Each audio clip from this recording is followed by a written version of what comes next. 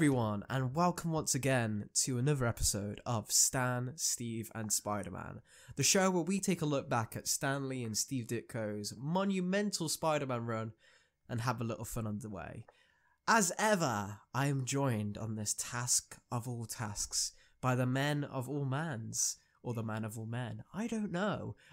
His power exudes me so much that it confuses my words. It is, of course, the life Your of boy Jesus. Meezy. Your boy Meezy. How are you, Matt? I am wonderful. I'm on cloud nine with enthusiasm right now. Life's been going good, and we hope life's been going good for everyone, listeners. Or if life's not going good, hopefully we can give you a little bit of goodness right now, talking about some Spider-Man.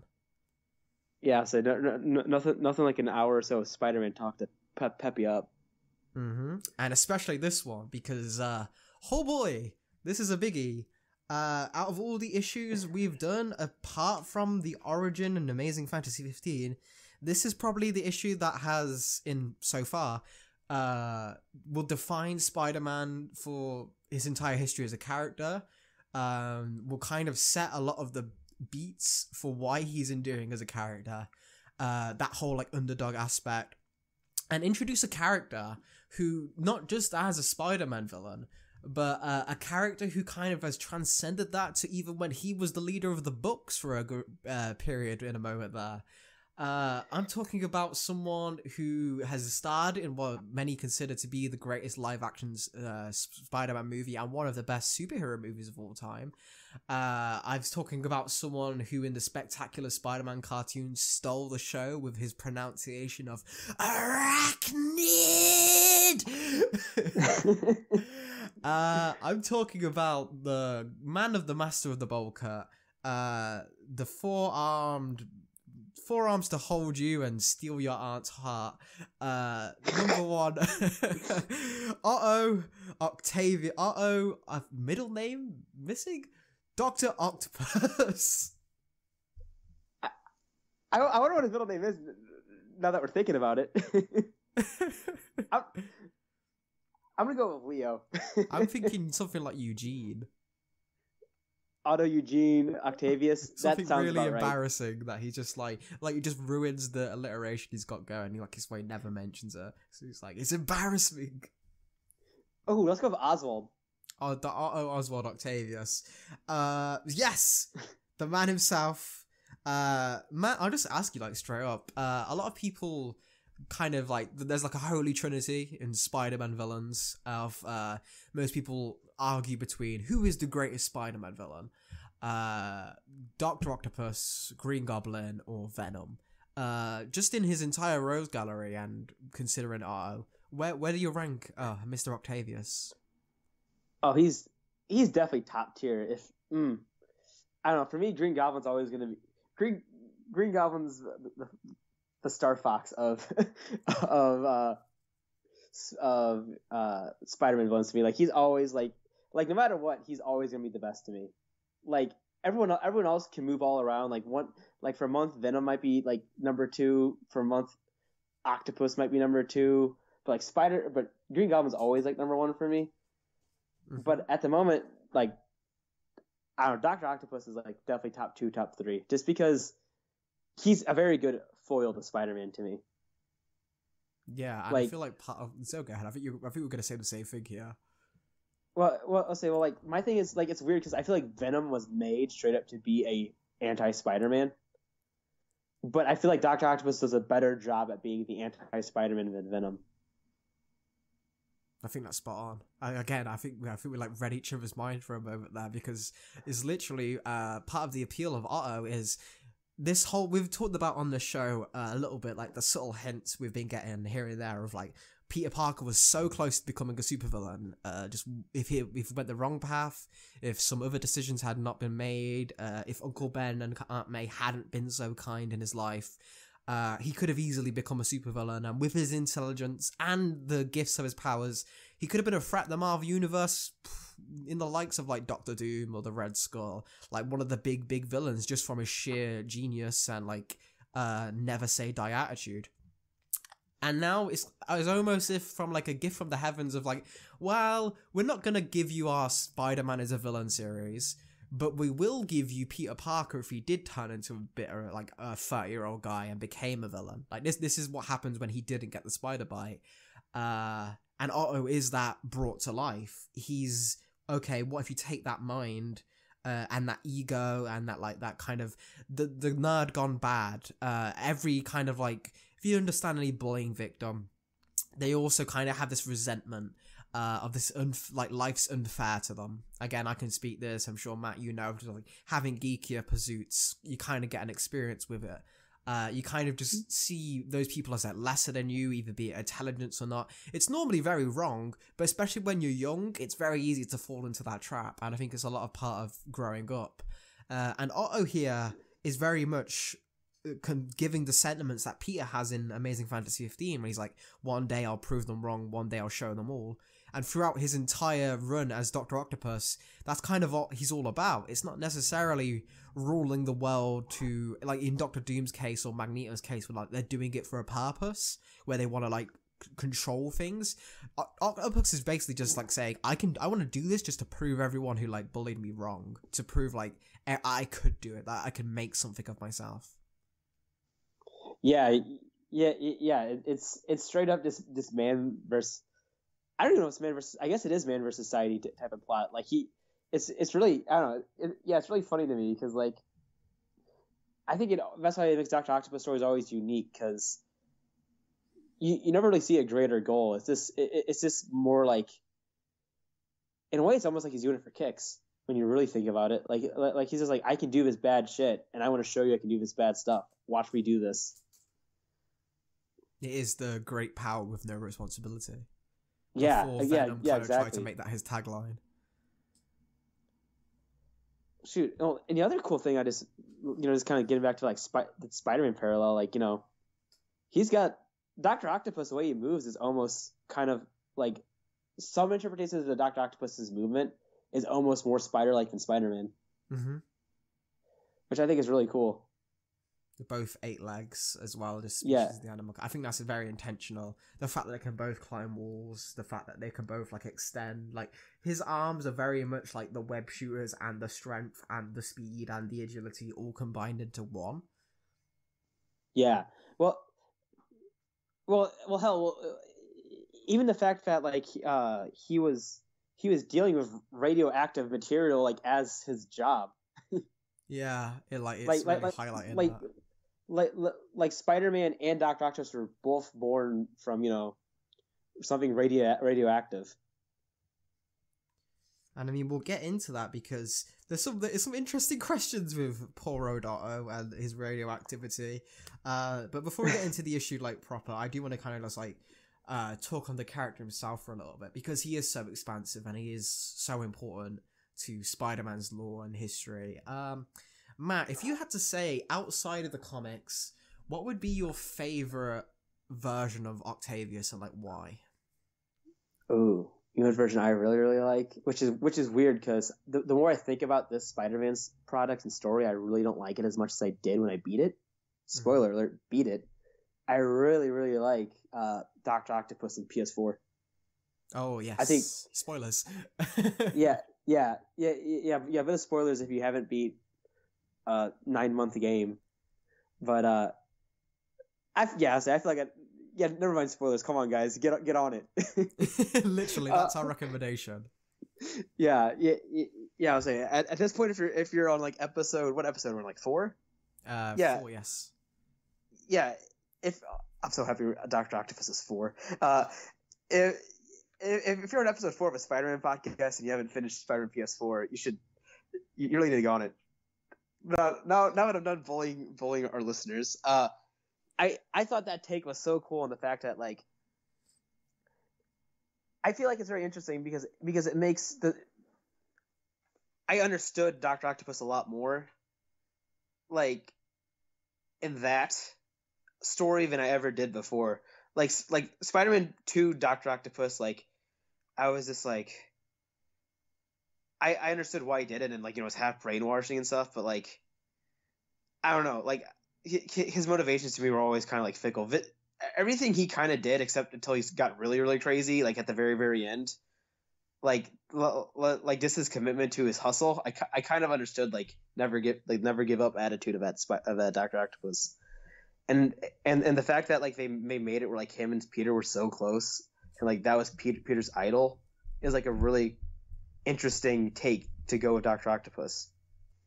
Yeah, what I really like about the PS4 version specifically, is like you mentioned, you can understand his goals, but at the same time, part of what I like about Otto's character, just like specifically among supervillains, is he's really such an egotistical bastard. Part of what Spider-Man 2 kind of gave him too much sympathy with, like they give him a wife, kind of like stereotypical villain backstory when you want to gain like the Mr. Freeze treatment. But with PS4, yes, you can understand him, but at the same time, like, again, spoilers, the reveal at the end is, oh, was he really just always like this? Like, there's such a really good line which kind of describes Dr. Octopus, like, perfectly, is because he's talking to Peter, and he's like, it is our duty to help you, it's our responsibility, and you think, oh, he's gonna do the great power, great responsibility thing, but then his version of it, we have to show the people beneath us what's better, and that's our responsibility. And it's like the difference between him and Peter is Peter learned that no one is beneath him. That's what he learned from that lesson. Otto learned everyone is beneath him, and it's his duty to show people the best way, aka his way. Yeah, you're right. Yeah, I'm remembering that line now. That line's so good. Oh yeah, no, yeah, yeah. That's why. Yeah, ideally, like that's how I like Otto really done. Is that that Otto really felt like a really dark reflection of Peter. And what made that Otto scary is yeah, it's kind of like you said, you could argue like was he like that all along or was he not? And that makes it interesting because it almost makes you question like, wow, could Spider-Man kind of turn bad at after so many years of good? But obviously Spider-Man won't turn evil. They won't make Spider-Man evil anymore. But I mean, anything's possible in comics at this point. I mean, Captain America was a Nazi, so. That is very true. Yeah. From now on, whenever we discuss an idea, say that's impossible, we'll just always remember that Captain America was a Nazi. That was a thing. Yeah, that was a thing, and we let it happen. We let it happen. So before we hail Hydra, I think it's about time to get into the issue itself. Cover ratings. What did you think of the cover this time, Matt? Let me pull it back up because if I remember, actually I don't need to pull it up because I remember this one because this one's cool. I love Spider-Man's pose. It's because I think it's interesting because I've never seen his web pits that long. But they've extended because they're stretched. Yeah, exactly. Yeah, I know, but I just think it's cool to see him in that pose just because I've just never seen the web pits that long. And it's interesting because it makes Dr. Octopus I think it's interesting why they made Dr. Octopus like that. Just because, I mean, we pretty much see all of them except for his face, but we can pretty much tell that he's a big ugly dude. Like what is there to hide and reveal? Yeah, it's like they want you to turn the page to see if there is more to it, but there isn't more to it. But maybe that is the twist because we just come off an issue where the villain turned out to be an alien, so maybe the fact that he's a normal guy is the twist. Yeah, good point. God, I forgot there was aliens. God, I forgot there was aliens. I want that to be on a t-shirt. If anyone wants to do some merchandise for us, that's what we need. Yeah, so if we ever do merch, that needs to be a shirt. God, I forgot there was aliens. But this cover I actually really like as well. I like seeing Spider-Man, it's another picture of where the villain has the upper hand, but this time it's something where you genuinely feel it's like an iconic striking pose with the blues and then Spider-Man striking out against her, and I think it's one of best Ditko's. We're starting to see Ditko's really nailing the costume now. Uh, Yeah. as we've been going through Spider-Man's costume, he's kind of like inconsistently like sometimes it's black and red, sometimes the spider logo is a bit different, sometimes the web pits aren't there at all. But this really looks like, okay, that's Spider-Man defined finally, because it's a full body shot. And this is probably one of my favorite costumes for Spider-Man. I just love the web pits. I think they add so much like flash and characters as a character. I love how the eyes are drawn where they're big, but like it's mostly black and then white, which I think is interesting. I love the shade of red and blue where it's not too bright, but it's also like it's flashy enough. But it's not that Superman blue that he'll later get when Romita comes on. Yeah, I have to say I low key prefer the Romita blue, but this looks very clean though. Mm-hmm. I just that color blue really makes my eyes pop, so I just like it. But yeah, no, but this something. Is this the first time that they've called Spider-Man a superhero on the cover? I think so. The other covers they just call about like the Marvel, like the massive Spider-Man. Yeah. Freak Menace. Yeah.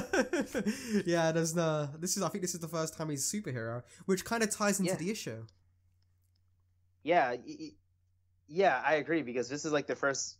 Because this issue, I'm like, wow, Spider-Man is actually Spider-Man now.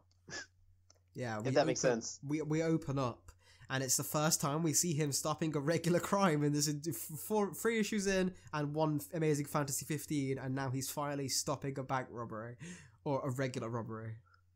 Yeah, I say they just have a safe, which I think is so funny. Oh no, they took it from a warehouse. So they carried a safe out and then decided like in an alleyway to try and unlock it. Yeah. You think you might as well just unlock it there and leave the safe? What are you gonna do with the safe? I guess you could sell it, but I mean, at that point, there's obviously three goons that know the combination. But I mean, I do like this guy's cover when he gets catched up. So maybe that ties in because he's like some big criminal mastermind you are. So maybe they're like, this guy thought this was like his genius plan. He was like, look guys. The thing I learned from the Vulture is out the box thinking, because they didn't expect him to pop up out the sewers. So we're going to take the safe with us. The Vulture inspired me. The Vulture just starts inspiring all these fucking jackasses. The Vulture was the first true game changer in the Spider-Man universe. That's hilarious.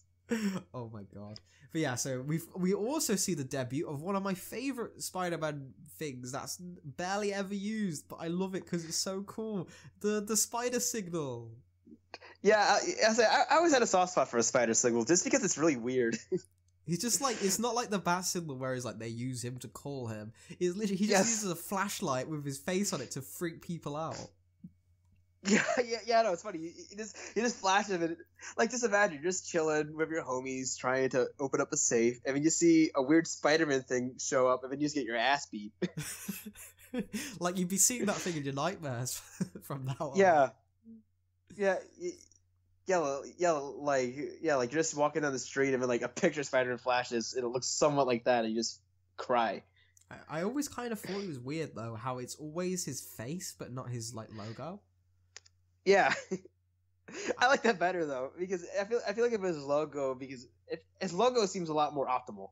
Yeah, but at the same time, I'm curious of the dates. I'm actually curious if the bat signal or this came first, because I know the bat signal was like more recent than most people think. Yeah, I think you're right, because I mean, well, shoot, the '60s show didn't even use the bat signal, and really, they just had the phone. Yeah. So I need like a Batman historian to like check me out on this, but I think the spider signal might actually predate the bat signal, especially because this is like issue 3 of Spider-Man. Yeah. Yes. Yeah. Exactly. So very very early. But yeah, so Spider-Man actually does some saving, and he notes something which I kind of love. It's just like, it's endearing to me about Peter. He's just like, well, that was too easy. I've been doing this for a little bit now. So we're starting to get the sense that some time has passed.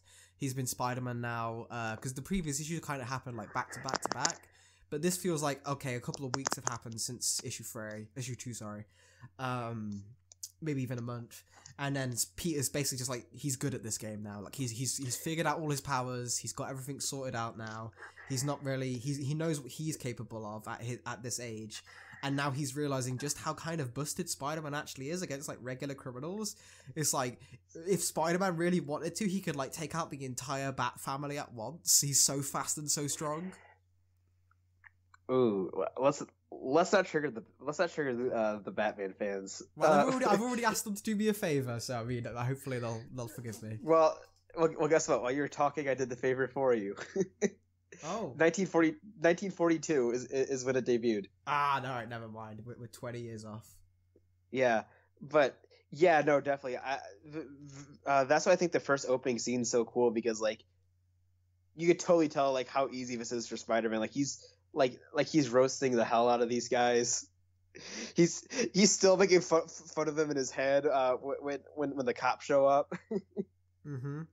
It's like a very typical Spider-Man scene, or like even in like going back to video games, it's just like this is just like a random crime happening in the city, and this is the first time this has really been set up, and it's something that would be like most Spider-Man stories will start with this. Yeah, you're right. Like every always starts with like a robbery or something small that gets the ball rolling, and then it'll cut to like, hey, check out this Atom Research Center. Mm-hmm. And what's going on at this Atomic Research Center, Matt? Well, I'm glad you asked. For talking, we hear some scientists talk about a mysterious man named Dr. Octopus, and everyone wants to know why they call him that. And then we find out that good old Doc Ock is actually Otto Octavius, and he's made himself a bunch of metallic hands so he can shield himself from radiation while he works. Really, it's low key. This is like a really good invention. Yeah, it's like a really smart idea that you can actually kind of buy, especially because he lead the kind of smart thing, which I appreciate, is it's not like in the movies and even like most recent adaptations, it's kind of always designed that he can control it by thought. And that's always been a bit hokey, especially for like at first, before like radiation starts kicking in and stuff. But like he's got like dials and stuff on his hands, on his mechanism that he uses to twist and turn it. Like you could make people like nowadays, 60s maybe that was a bit far fetched, but there's more advanced robotics now than what he's using here. Yeah, is that scary to think about? Like how much robotics have evolved? Mm-hmm. That's insane. Yeah. So yeah, you're right. I never really noticed it. I just really didn't care how he uses his arms. I just knew his arms were used. But yeah, you're right. I didn't realize he's rolling dials around to make a move. That's cool. Because it doesn't, and then once he gets Doc Octopusified, he doesn't need to use them anymore, but they're still there, which I thought was like a nice like. He'd have to later adapt the design to make up, because obviously if he doesn't need them anymore, the design can't change on the fly to make that happen. So he's just got these switches there. And I would have actually, I mean, you're interested that they kept around, and maybe you could have like a fight scene where like Spider-Man like messes with the switches to try and like trip him up or something. Yeah. Yes. That'd be really cool. Or if he like, or I don't know if he or if he like shot little like web things on it where he could like, I don't know, do like a Spider-Man invention where he can like just like hack it and control it. I guess I'm still too far fetched though for 60 Spider-Man. Mm-hmm. But for 60, now, yeah, I'll go ahead with 60 Spider-Man if you want to finish your point. Oh, I was gonna say like current Spider-Man, I could totally see him like just like pressing a button so he could totally like hack the arms. Or actually, no, I guess he couldn't do that anymore because of how. I always forget how Dr. Octopus's brain and his powers works. Yeah, sometimes he's like psychic, sometimes he's like Magneto, where he can control metal. It's a bit inconsistent. Yeah, it's weird. But anyways. Yeah, on this specific, one thing as much as we're like praising, oh, this is a really cool idea and like kind of believable, especially now. What's not believable is despite going through all this like methods of like, oh yes, I'm gonna make sure that I'm completely protected and don't need to, I'm gonna use my arms. He's literally got like a barely covering square box, and if you look at the panels, you can see his arms are still like, his arms are sticking out, sticking out of the radio. So how is this protecting him at all? I don't understand. Yeah, good point. Like literally, and he's only using test tubes, so what he's being protected from radiation by, like it's a very confusing, like you go through all this like setup of like, oh yeah, he's using these to like control. I feel like Lee was kind of like, I've got this like really really cool idea for a villain, and he's gonna like use all these like things to make sure like he can shield himself. But then when they got to it, they were like, well, you know, I also don't know what radiation science is because we're a comic book writer and a comic book artist. We're not formed in this, so just have him using test tubes. But what about the radiation? I don't know. We'll just say it, and people will know there's radiation there. Yeah, they're kids, Steve. They won't ask too many questions. No, I feel yeah. It's just one of those things which, and it's in nearly every, because this again is canon, and hasn't been retconned. It's just been like added on. Every adaptation always has that stupid little screen, and I don't understand why it's so small and so like. Just make holes in the screen as bigger and put the arms through them for Christ's sake. Yeah, I'll say that's how they do actual like radiation stuff. They have like the gloves like to a box. Why not just have the arms to a box? I don't know, but as almost as if we call it, and like Stanley and Steve are kind of like, yeah, that's a bit hokey. Don't worry, we're gonna blow it the fuck up. Otto's, despite calling radiation his servant decides to fight back. There's this really really cool like image of just like red. And like red and black. I'm looking at it now. That's like a wallpaper material. If that was like a splash page, that would be fantastic. But it's still really, really striking as it is. It looks like an album cover. Yeah, it looks really, really cool. And it's like, I think there's like an Alex Ross cover or like a Gabriel Dal Otto cover where it is like that same shade of red and the Spider-Man fighting Dr. Octopus in like this red and black look. And I've always, because of that, I've always associated Otto with like red and black, even though he never wears stuff like that. That's really cool that you associate him just based on that and that and that. That's I say, because whenever I think Otto, I think green and yellow automatically, just because of that goofy '90s suit that he had in the animated series. Mm-hmm, but that's again green. I've always just like that's Green Goblin to me. And then black's Venom. Yeah. So the red is Dr. Octopus. I guess Superior. His outfit was red and black, so that matches a bit. Yeah, that's true. Yeah. So lately it's been more red and black for me, but like it's still green and yellow in my heart. Mm-hmm. I think what's more funny is how little he was hurt. From yeah, he got like a bit of bandages on his head, but he's pretty fine. Yeah, like they're carrying him out in the hazmat suits, but he's like, I'm good. I just got some brain damage. Which you're really lucky if you were in an atomic explosion.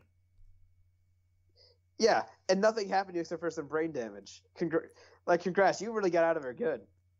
Like, this should be the moment when Otto fully devotes himself to, like, Christ or something, because he's just been a goddamn miracle.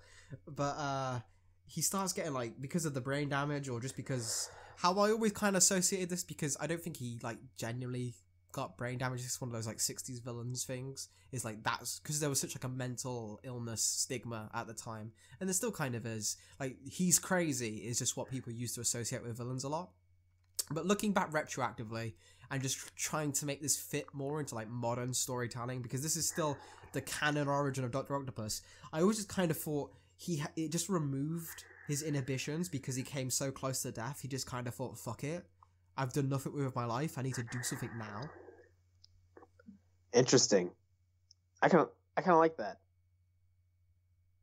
Yeah, I agree. I think that is definitely the way I put it too. It was more like an awakening.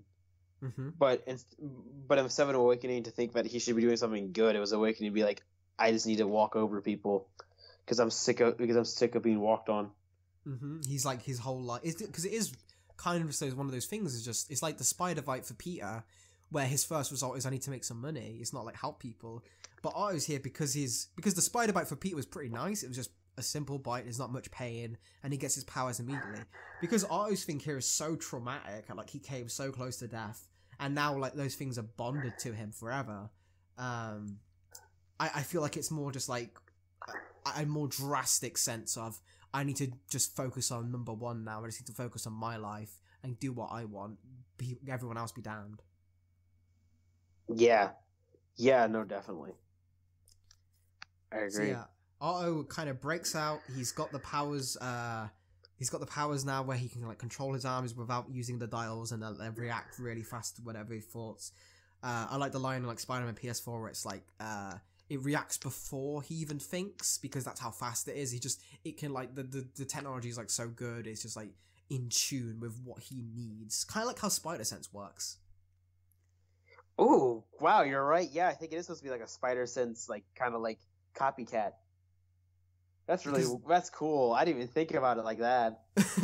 Because they're so fast. Like obviously we know like his arms can like detect bullets, and they can tag Spider-Man, who's like faster than automatic machine gun fire. So obviously he can't think that fast just being normal Otto. I mean, he's got super intelligence, so it probably helps. But it is kind of that they will protect him instinctively without him needing to do anything.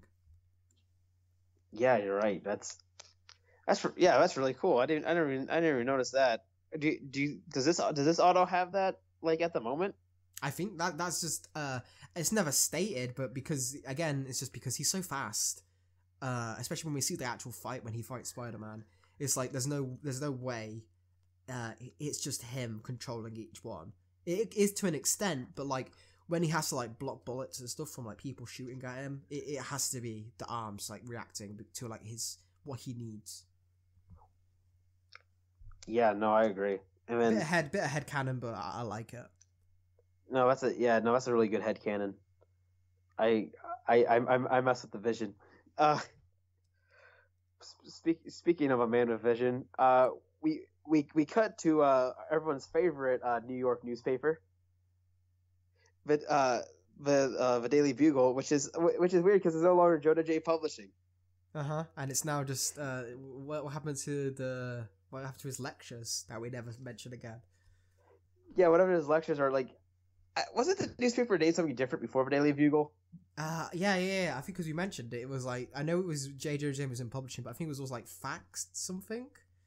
I feel like I thought it was like Sizzle magazine. Nah, here it is. It's Now magazine. I've got the panel right here. Yeah. He used to have Now magazine, but now magazine is the Daily Bugle. It could be stretched that because he's the publisher, he's not the editor. It could just be like J.J. Jameson's like really, really rich and holds like multiple like publishing brands. But yeah, that's true. Daily Bugle's the one that sticks, and eventually he'll just become the editor in chief.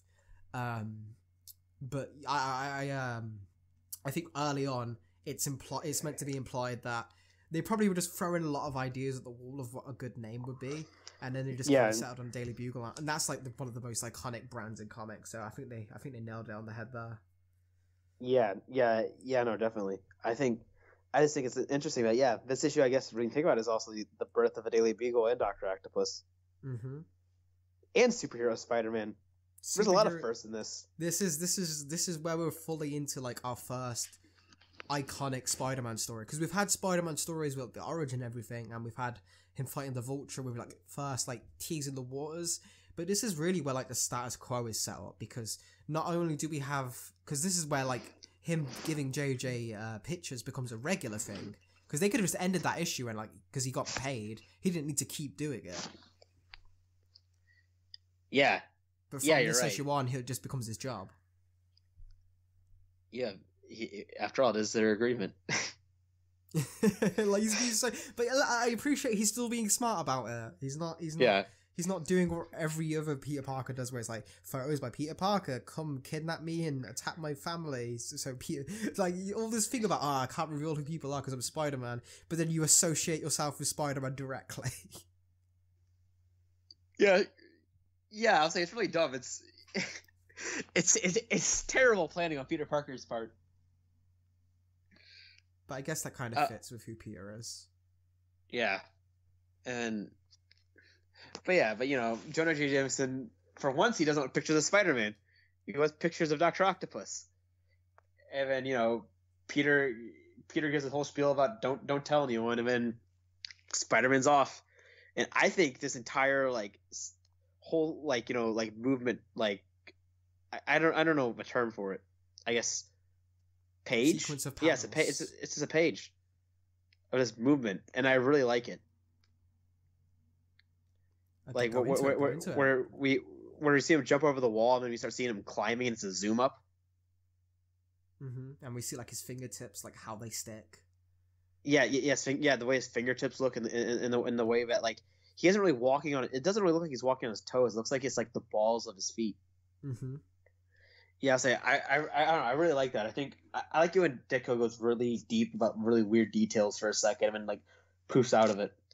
Because he's establishing a language of like how Spider-Man moves, which then everyone after him is kind of copying or like refining. But he's the one who's like writing the initial words of this is how this character that no one's ever moved like before moves.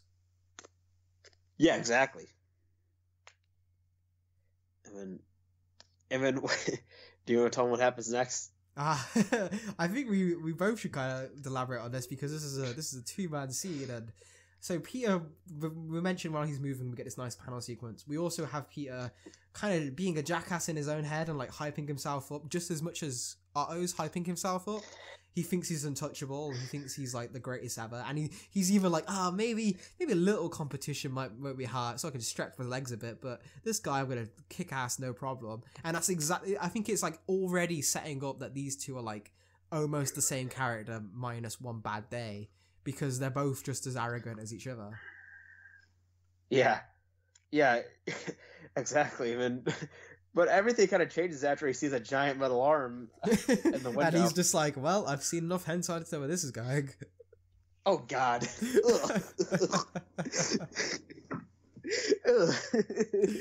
Someone take that panel of Spider-Man looking at that metal arm and insert that text box. Otherwise, I will. Let's be honest, you're about to do it as soon as we're done recording. But yeah, he stumbles in on Otto, kind of just like holding this guy hostage, even though they're like, look, you've got what you want, let us go, we're not gonna do anything. And he's just like, no, I need to make sure I'm like, I don't need you anymore, and I'm just doing like what we're not sure what he's doing. He just kind of is that kind of like Spider-Man 2 thing where all he really cares about is his work, but he's going to like such ridiculous extremes to do it. He didn't really need to commit a crime to do this. Yeah, exactly. Yeah, for real. I'm just like, he just lets it go. He's like, nah, chief, I'm good right now. So like Spider-Man has this really, really cool entrance is where like, because we see him like looking out the window and then he like backs off, swings, and like a pendulum and uses it to smash through the window. And then you see the web wings are fully stretched out. It's just a really cool page. Yeah. Yeah, no. Yes, yeah, no, I really like that. I always like watching Spider-Man smash in the windows for some reason. Just because you can tell Peter thinks he's really cool when he does it. Uh-huh. And then I really like this because I feel like this is where Spider-Man gets real quippy. Yes. Like this issue, like kind of what we said earlier, like, you know, we could tell this is Spider-Man who's been doing this for a few months now. Because I feel like Spider-Man before would be like a little hesitant before he starts like throwing hands. This was just like, what's up? I'm not Albert Schweitzer. Like he's already throwing the pop culture references. He's like totally, he gets hit a bit, but then he's like, don't let one lucky punch you. I've had more than a few surprises. But then he starts panicking. This is such, and I gotta give just a moment here to like, the paneling on display here is this is why Steve Ditko's like up there with Kirby for me in just terms of like, these guys are masters of the craft. Just how the positioning of Spider-Man's in an open area and the arms are slightly, he dodges the arms, but then Spider-Man gets larger and larger and larger as the panel gets more claustrophobic because he's slowly losing his grip. He's slowly getting more nervous. And we go from panel to panel and Spider-Man starts getting bigger and bigger and bigger. The arms start filling more and more of the screen, and suddenly like he goes from completely flippant and on his game to oh shit, until then we go turn the page and we get this like one of the most iconic bitch slaps in all of fiction. Yeah, for real. Well, I'll say, I never noticed it until after you said it. But yeah, no. What I think is really cool is that for like the first page, it's straight up like we're from Dr. Octopus's point of view. We're watching the hands go towards Spider-Man, and then the other one you see it's, you know, like a third person view, and then each third person view you see Dr. Octopus is getting closer and closer. Mm-hmm. And like Spider-Man's like, he tries to use his webs, he tries to grab them, he tries to dodge them, he tries to use everything he has, like his strength, his speed, his technology, his mind, but Otto's just too fast, he's just too strong. He's got everything that Peter has, but better. And more efficient. Yeah. Yeah, you're right. And I don't know. There's something. Yeah, I don't know. There's something great about that bitch slap. You're right. Just because that bitch slap, I feel like it's such a wake up call to Peter. Because it's just it's still established. He doesn't have super strength. Spider-Man could probably take that and not feel a thing. It's just the principle of the thing. yeah. Like Dr. Octopus to be aware of it. Like, I did not just hurt Spider-Man. I just insulted his pride. Yeah, I hit him in emotionally. I didn't. That bitch slap wasn't to his face. It was to his soul. Yeah, exactly. And damn, is that true? Literally, because then he yeets him out the window like garbage and is like completely done. Spider-Man falls to the ground.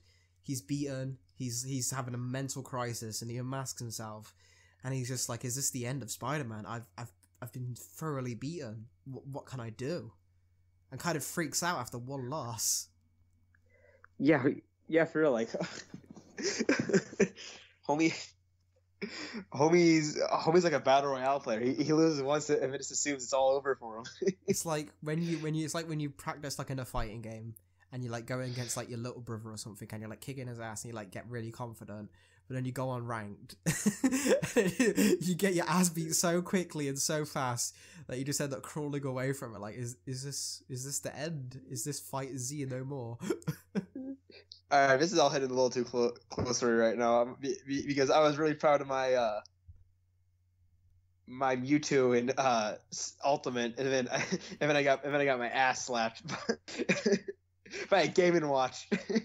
Oh my god! So this is just how Peter feels, because he's just like, oh my god, yeah. I fought the Fantastic Four and then I just got beaten by a guy in a bowl cut. yeah, exactly. Yeah, my Mewtwo beat a Cloud. I'm like, wow, I'm awesome. And then I lost to a guy with a bowl cut. Oh, so apart from these references, which might be going over people's heads, Peter's having a tough time with it. I feel like this is one thing I want to kind of touch on, because this is something that Otto kind of keeps in all his adaptions. I feel like every time Dr. Octopus always wins the first fight really easily, and he's like always the guy that the first person to beat the shit out of Spider-Man. Like Green Goblin and Venom will always be like have physical threats, they'll hurt him emotionally, but it's always like in canon, no matter what continuity we're going with, Otto's normally always the first guy who's the one who like kicks his ass, says you're, even in like the 90s cartoon with like the goofy Green Lantern, he beat Spider-Man that as well the first time they fight and chucks him out the window just like this issue. Yeah, you're right. Well, yeah, in Spider-Man 2 he beat his ass bad. In 4 wow.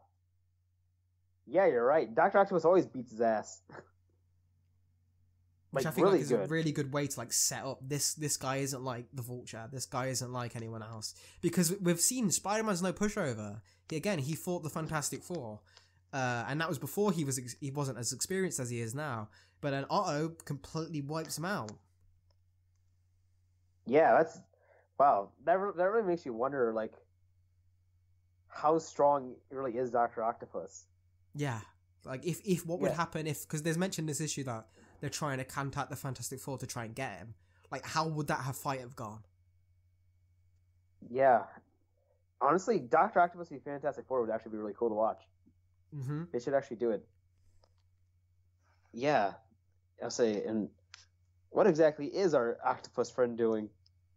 Well, he's kind of just like mimicking Spider-Man, but like crawling all over the place. But he's like finding into more research labs to try and like get the source of like atomic power, because he's trying to, I think it's implied he's trying to like get the nuclear systems, because then he also mentions like there's a bit of a leak which we'll get to, but like he takes control of this nuclear power plant with this army base, which might also like have nuclear weapons inside of it, but I don't think it's directly stated.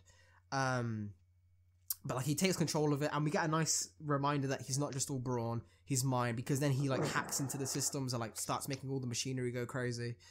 But like once he's got like full control of this like army base, where like he's put up barriers where like the soldiers can't get in to get him, and like the area is like irradiated so people can't get in.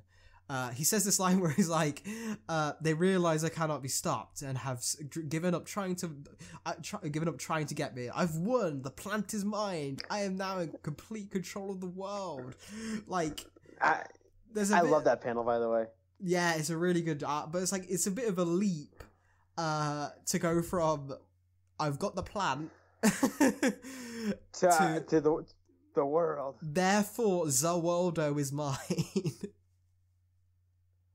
Yeah, but I mean, appreciate the hustle. I agree, but I mean, what is Dr. Octopus without a little bit of boasting? That's true. That's accurate. I agree. When you think about it, for having a bowl cut, he sure does flex a lot. That's true. He's the hardest flexor ever with a bowl cut. Spider-Man villains seem to have a bad habit of being completely repulsive, but suddenly getting laid a lot, and I don't want to get into it right now because it's a sad topic with some villains. Yeah, it really do be like that. So yeah, like the army's like freaking out. Peter's freaking out. He doesn't know what to do. He's considering just straight up quitting being Spider-Man right now.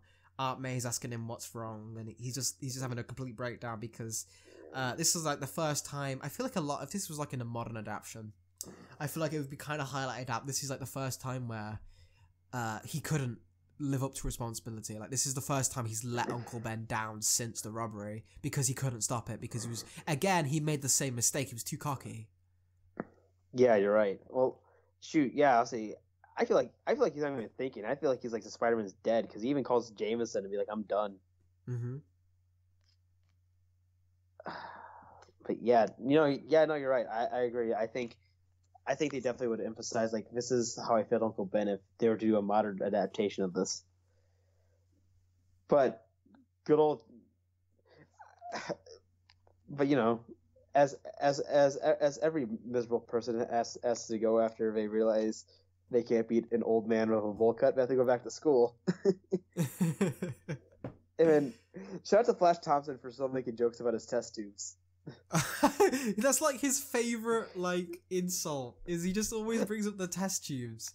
Flash buddy. I feel like that's the only like, but like science vernacular that he knows is that he's aware that test tubes are a thing they use. Well, maybe that's like a thing because like that seems to also be the only scientific thing that Stanley knows how to write with Otto and Peter using test tubes. So I mean, maybe he's like being like, yeah, I've got to admit, I don't really know the science aspect of this, but just roll with me and laugh at it. And I kind of appreciate that honesty, if that is what it is. Yeah, I'll say it'd be actually funny if or maybe Stanley just really likes test tubes. Well, the test tubes are cool. Yeah. I mean, test tubes are cool. Like I mean, when you think about it, like, I'd say they're the most used like scientific like prop. Mm-hmm. But speaking of a team that we talked about earlier, we see actually one of their members at a school assembly. And which member is that? Johnny Storm, the Human Torch, who has the rest of the team have been contacted about Otto. They're also like, yeah, that's cool. We're currently dealing with Dr. Doom. I think you can handle a guy with 4 arms. Yeah, for real. So I mean, like they're dealing with that, but they're like, oh, but we can send a Human Torch to like help you because apparently this is back in the day where like if Johnny used his powers too much, he wouldn't be able to use. Like everyone in the Fantastic Four was so much weaker back then. Like Reed was like could stretch, but like he could still get like punched in the heart. Like Sue could only turn invisible. The Thing was about the same, but he wasn't as strong. And then Johnny had this really weakness where, like, if he just uses his power too much, he can't. He's got like a HP gauge on like his power. Yeah, Johnny Storm is a big Pokemon. Stay woke. Yeah, he's a fire type. Yeah. He's a big fire type. Which, I mean, I wouldn't be surprised if they kind of brought that back with Johnny, but like like for like a storyline. Mm-hmm. I could see it. But Johnny has a great speech. I guarantee you probably even write it. I think Reed probably wrote the speech and just like, Johnny, just write this or just say this, because he gets a line that really sticks with Spider-Man. a line that that another icon, John Cena, likes to say: "Never give up." Do you think this is where he got it from? Because he kind of looks like Cena in that panel. He's doing the same pose. Yeah, exactly. And shoot, just like his sister, he can't. You can't see him. John Cena's the fifth member of the Fantastic Four. Holy shit! The brain of Reed, the passion of Johnny, the powers of Sue, the brawn of Ben. Holy crap! On that bombshell, Peter's kind of like freaking out still, but then again, Johnny's words kind of hit him. And he kind of like gets this like the never give up attitude that Spider-Man has, and I kind of really like this scene because again he's a kid and he's in a funk. He doesn't really know much to do in the superhero business, but then he sees a guy his age with like everyone loving him, like the popular guy, the kind of person Spider-Man wants to be, telling him, yeah, we get beaten too. You won't imagine it the way we deal with it, but just because you get beaten doesn't mean you can like give up. And he kind of like Spider-Man will like take this to heart, and then this will be like his mantra for the rest of his character as a superhero. Is he's the guy like out of every other superhero, Spider-Man's the guy that no matter how many times he gets hit, he'll always find a way to get up. Yeah, no, I agree. I think this is why we discussed a few issues ago that I actually really like the friendship of Johnny and Peter. This is one of the things I really like. Like in a way, not even in a way. Johnny Storm saved Spider-Man. Like think about it. Like, if Peter like did not go to this assembly, he probably would have just given up forever. He was still so early in it, he wasn't as committed. Yeah, so he wasn't committed. But when you heard the fact that if a team that he was trying to join that he got rejected to even loses, then that made him feel like, okay, then I can lose occasionally too. And I think it's nice to have from Johnny because again he goes up, it's a nice moment because he's like still stuttering, and this is the way we get like our first glimpse of like awkward Peter around like other people like he respects, because we've never really had him talk to people he actually likes before, apart from Aunt May and Uncle Ben. Like everyone else he's kind of given a biting comment to, but he's like stuttering his words a bit, and he's like, I'll never forget what you said today, it meant a lot to me. And then poor Johnny's just like, oh okay, you seem very emotionally hit by this for some reason, but yeah, sure kid, like you didn't realize that we're like the same age, and I just dropped out of school. yeah. He's like, all right, fella. I'm like, I might be a high school dropout, but see ya. Take it easy, fella. Yeah. And then like that, he raced home. And like that, he raced home. We see this cool quick shot of Spider-Man getting changed, and he does like a quick, it's very fast movements here. We get Spider-Man does a swing shot. That was one of my favorite like Spider-Man moves where he just launches himself. So good. He's used that before in the Ditko. Ditko's kind of used that. I think it was against the Chameleon, but he's kind of using it to good effect here to get over these guards. These two guys, there's always it's like another trope. It's like the kid and his mom. It's always like one guy sees it and then the other guy thinks he's crazy for not seeing it. And at one time, I just wanted to be like, I want one of these guys to be a bro and be like, yeah, man, I totally believe you. Holy crap. Yeah, I think, see, like right now, if I was writing Spider-Man in the year 2019, where we've had so many years of Spider-Man, I'd be like, holy crap, I'm pretty sure I just saw Spider-Man chasing down the Hulk. He'd be like, yeah, sounds about right. It is Tuesday. Yeah. They're so used to it, but we're still so early at this point. You think they'd be like more like shocked? Yeah. You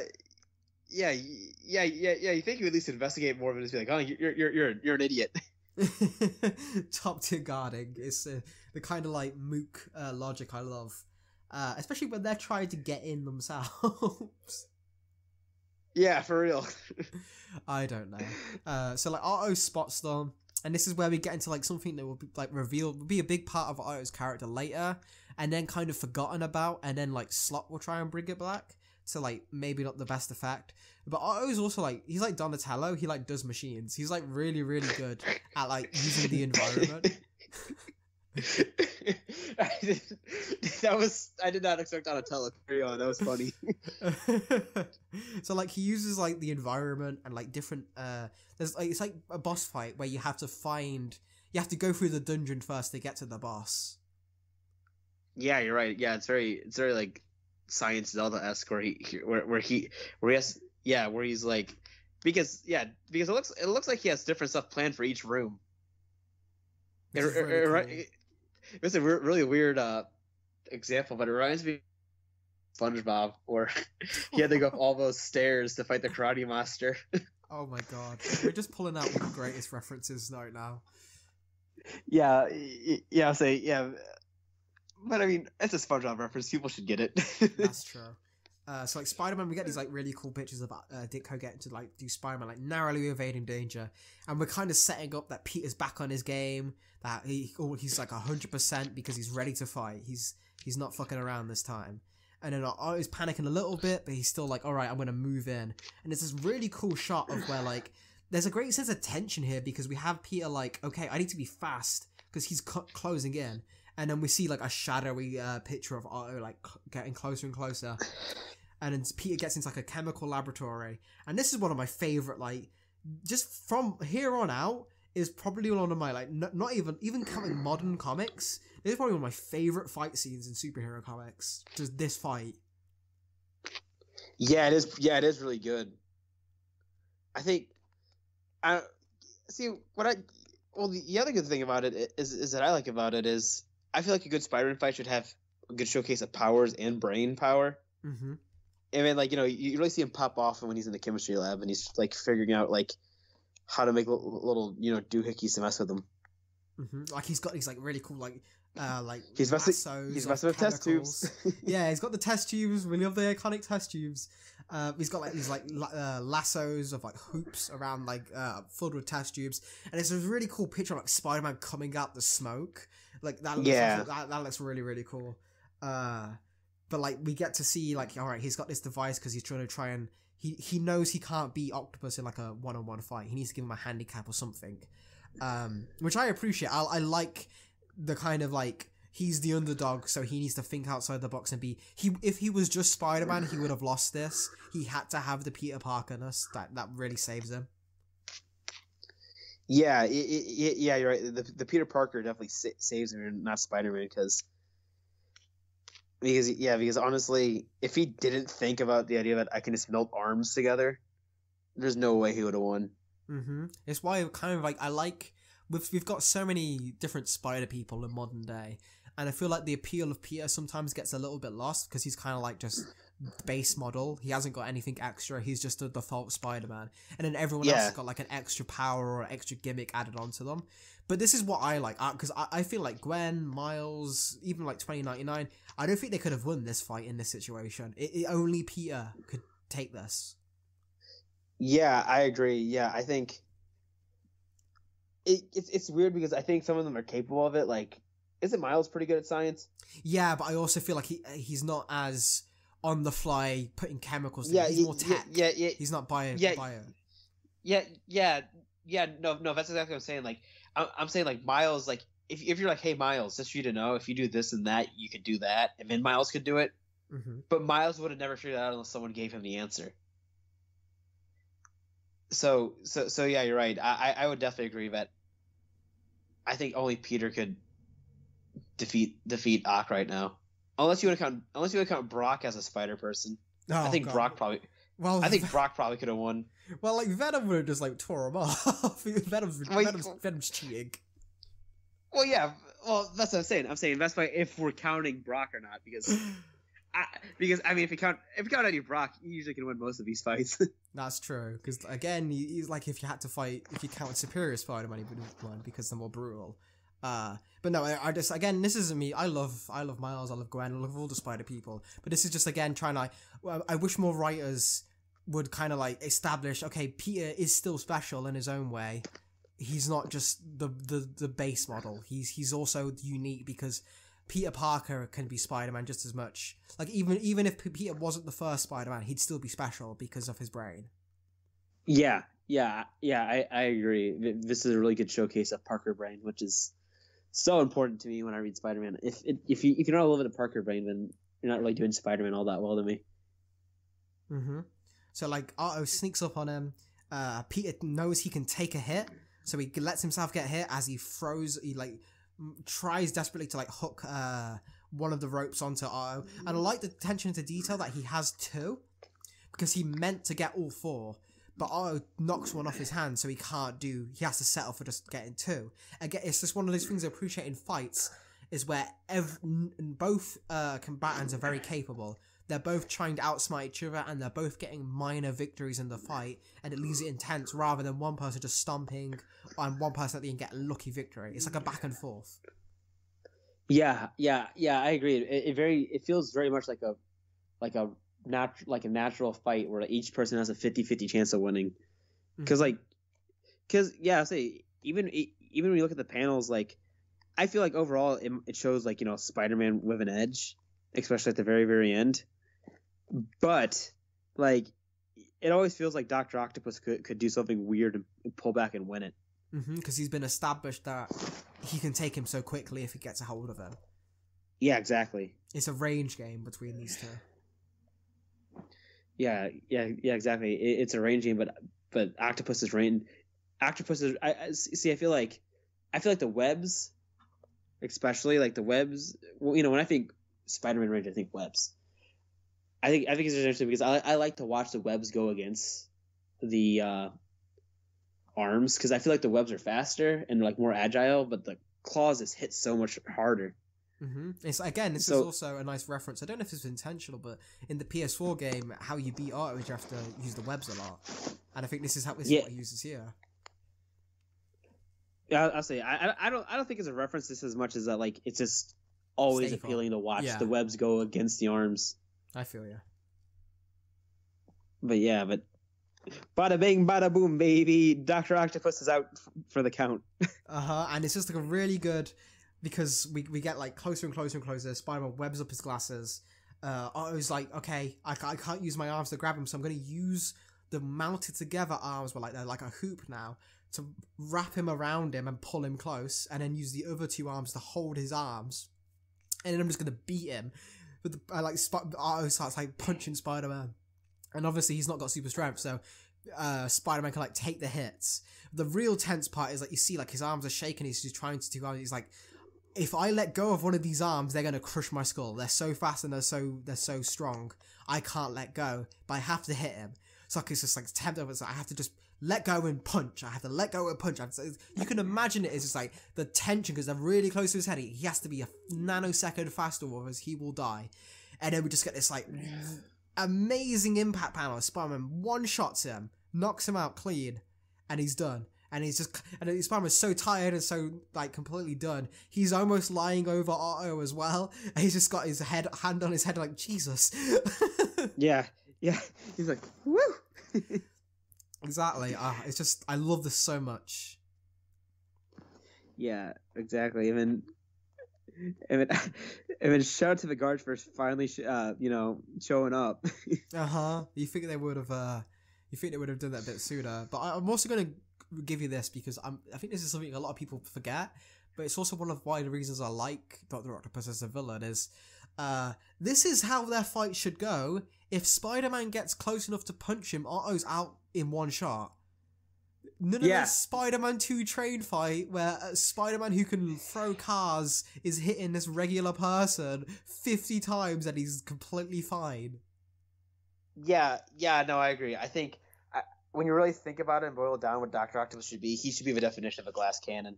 Where, like, if he's figured you out and he's know what he's doing, you're not going to win. There's no way you're going to win. But as soon as you figure out the one weakness, bada bang, bada boom, he's out. One punch. Yeah, exactly. One punch. He's very much the idea of, okay, if Peter Parker didn't get powers, but he just had to use his scientific mind to emulate what Spider-Man does and does it better, he'd be like able to make these fantastic arms which are stronger than Spider-Man, but his body would still be frail, and that's his weakness. Yeah, exactly.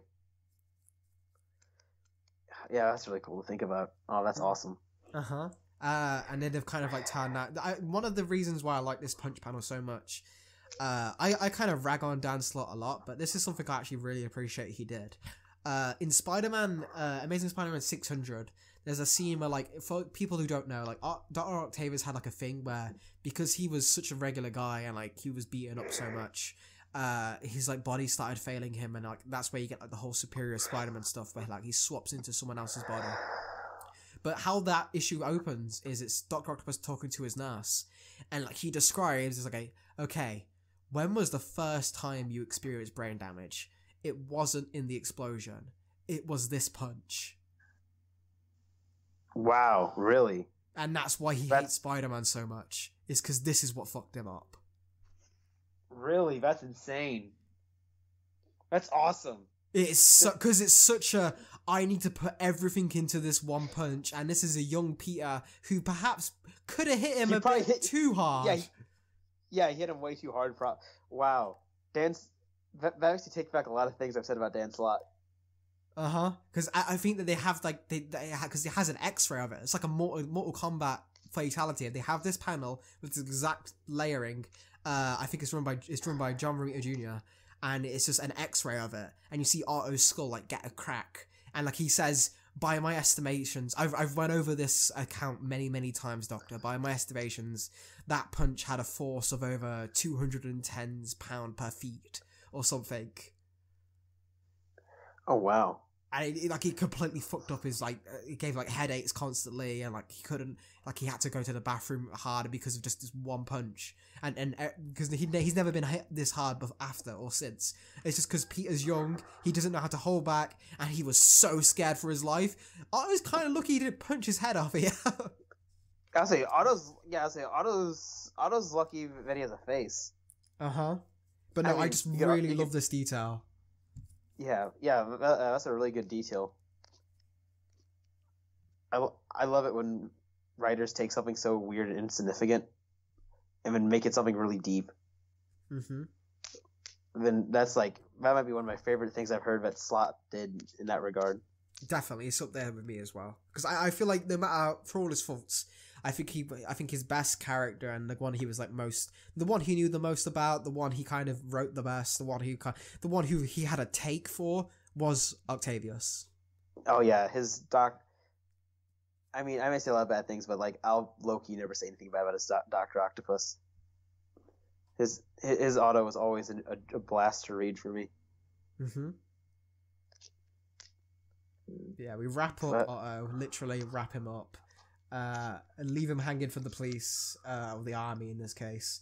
And yeah, we kind of just end Spider-Man, like, is like, okay, I did this, I'm feeling good about myself, but he's also feeling a bit more humble. He's not quite as arrogant as he was at the beginning. He's gone through, like, a bit of a character arc, a mini hero's journey in just this issue alone. Yeah, no, I would second that. Yeah, we also get some really cool panels of movement after that. Now that I'm re-looking at them, like you're seeing a lot of angles of Spider-Man and mid Spider-Man stuff. I think this is the first time as well we see him a POV shot from, like, looking downwards as he's crawling up a building. Yeah, I think you might be right, actually. Yeah, which I really like. You're right. Would become very iconic. Yeah, it's very iconic. You think people would make more of a big deal about it, about this use of it, seeing how much it's used now. But then we go to arguably the best looking Doctor I've ever seen in my entire life. I'm glad he's wearing the big, like, Dr. Mario looking headband thing. Just in case you couldn't tell it was a doctor because he had the stethoscope. Here's the Dr. Mario thing.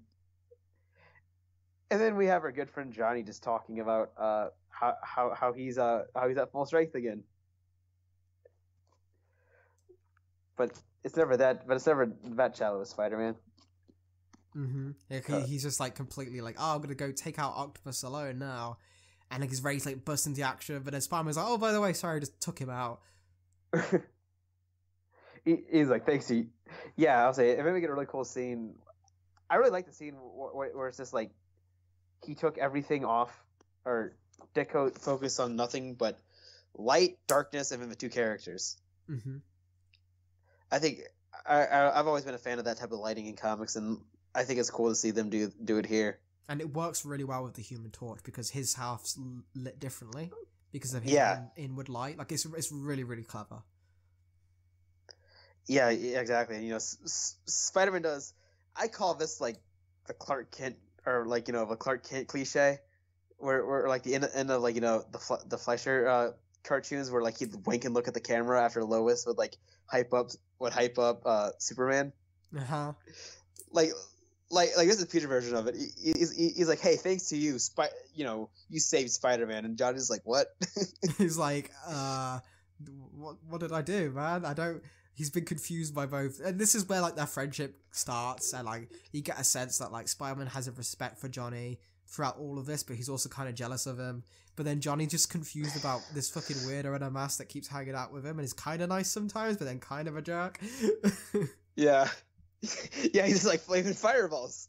I don't get any of this. Why isn't that his catchphrase? We've got clobbering time. Why isn't flaming fireballs Johnny Storm's iconic catchphrase? Well, you can use flaming fireballs for so much. Flaming fireballs sounds like something you can say when you're angry, happy, mad. It just fits everything. For real. Yes, we end with, again, like you said, the wink at the nod at the camera. Flash Thompson's like beating on Peter again. He's like saying, "Oh, why you not be a real man like the Human Torch or Spider-Man?" And then of course, bookworm. Like, someday I'll tell you the truth, Buster. I'm sure you're gonna enjoy it. Yes, sir. It's gonna be a real pleasure. Like he's back to being a bit of a dick to his bully, but it's justified because he earned a win. But no, I really like. We end with like Human Torch, kind of like everyone's celebrating him as like the hero, but Spider-Man got the victory. He had a bit of an emotional arc, and man, I just really, really love this issue. Yeah, I say no. I agree. This issue is really, really fun. I think this has been my favorite, like even including Amazing Fantasy 15. Is Amazing Spider-Man 3 is just I just love it so much. I just love good Dr. Octopus Spider-Man stories. Yeah, no, I agree. I think this is by far my favorite issue we've read so far. Well, that establishes so much what is Spider-Man.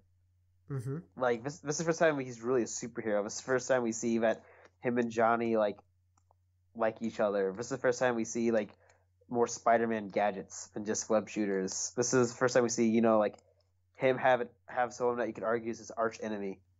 This is the first time we see him get knocked down and then get back up, which will be exactly. like his motif. And that's something I'm always a sucker for. I'm always a sucker for the underdog. And Spider-Man specifically, I'm like, I think he does it the best. Of just like because how Peter Parker, like a lot of people get this impression that Spider-Man's life has to always suck for him to like be the underdog. But what they fail to realize, especially here, is Spider-Man's life is okay. He's had some hardships, but it's not the worst in the world. But because he's a teenager, he thinks it's the worst in the world because that's how teenagers think. And that's what makes this such a big moment for him, is he overcomes that teenage doubt, he overcomes his insecurities, and becomes a man. At least on the steps to becoming a man. I agree. I think you really hit on the head with just a statement that Spider-Man's life doesn't need to suck to be an underdog. Because I'm not going to name any writers out just because I feel like everyone does it, but yeah, like some people always feel like Spider-Man doesn't necessarily have to be poor all the time to be the underdog. Spider-Man doesn't have to be like broken up to be the underdog. I don't.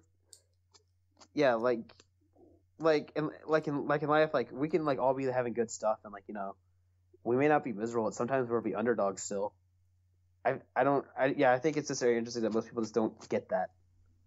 Like having a gorgeous wife to come home to still doesn't make your life emotionally perfect. Like that's just that whoever, when people use that argument about like the Mary Jane marriage and why it doesn't work, because how can Spider-Man have a bad life if he's got Mary Jane to come home to?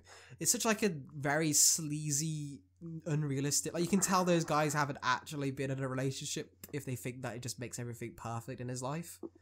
Yeah, for real. Like. Yeah, so yeah, you could have like the most top tier girlfriend of all time, but just because like they're cool doesn't mean like your life's saved.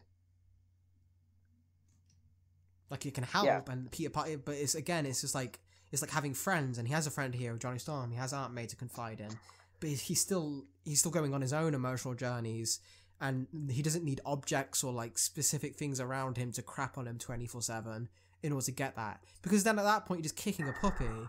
Because Spider-Man's not this Batman character who's supposed to be brooding all the time. He's just a normal dude, and normal dudes have bad days and they have good days.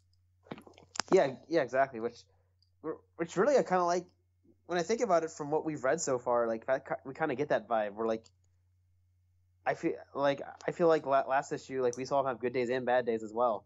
Mm-hmm. Yeah. Oh, I've never really thought about Spider-Man. I mean, like, I've always thought about, just because everyone's like, oh, Spider-Man's the people's hero, yada yada yada, the people's champ. But I never thought about the idea of it, like, his issue by issue, like, it feels like everyday life.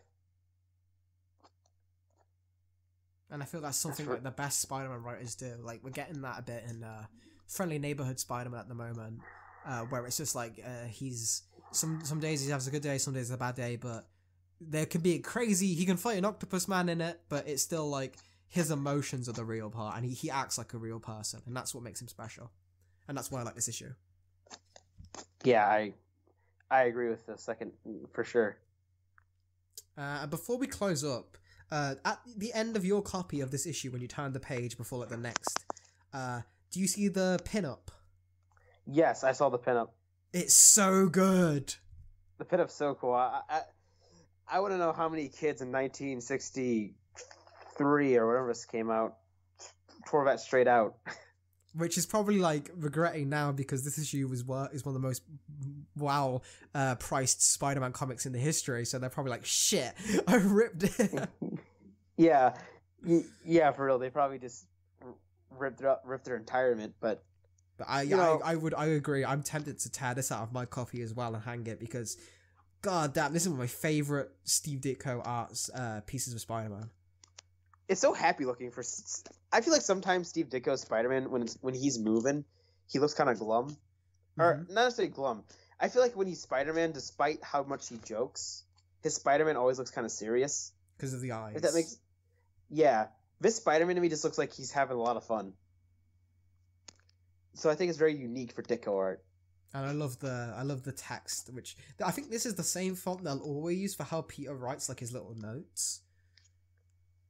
Yeah, I think it is too. I like that Peter like obviously took like a calligraphy class.